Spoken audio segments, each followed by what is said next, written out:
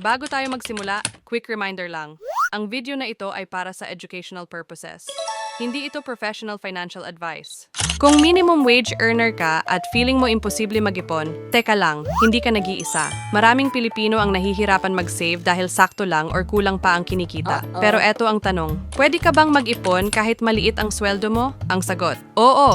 Sa video na ito, ibabahagi ko sa iyo ang 3 practical tips para makapag-ipon ka kahit minimum wage earner ka lang. Simple at effective, kaya make sure tapusin mo to. Number 1, unahin ang ipon bago ang gastos. Alam mo ba kung bakit karamihan sa atin hindi nakakaipon?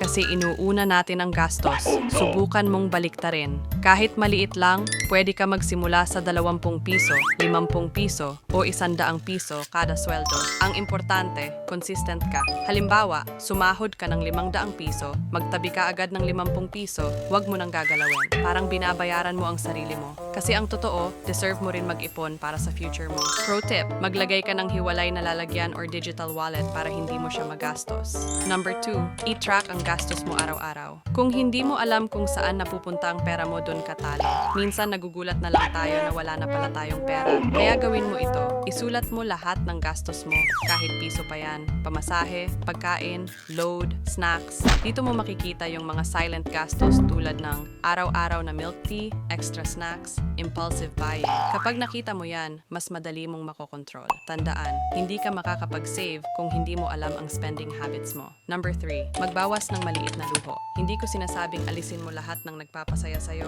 kasi importante rin yan. Pero kung gusto mong makaipon, kailangan mong mag-adjust kahit konti. Halimbawa, kung 3 beses ka bumibili ng milk tea sa isang linggo, gawin mong 1 beses na lang. Yung matitipid mo, ilagay mo sa ipon. Remember, hindi mo kailangang maging mayaman para mag-ipon, kailangan mo lang maging disiplinado. Ang pag-iipon hindi nasusukat sa laki ng sweldo, nasusukat ito sa consistency at disiplina. Kahit minimum wage earner ka, kaya mong mag-build ng magandang financial future. Kung natulungan ka ng video na ito, like, share, at subscribe ka na para sa mas marami pang tips tungkol sa paghawak ng pera. At comment mo sa baba, magkano ang target ipon mo this month?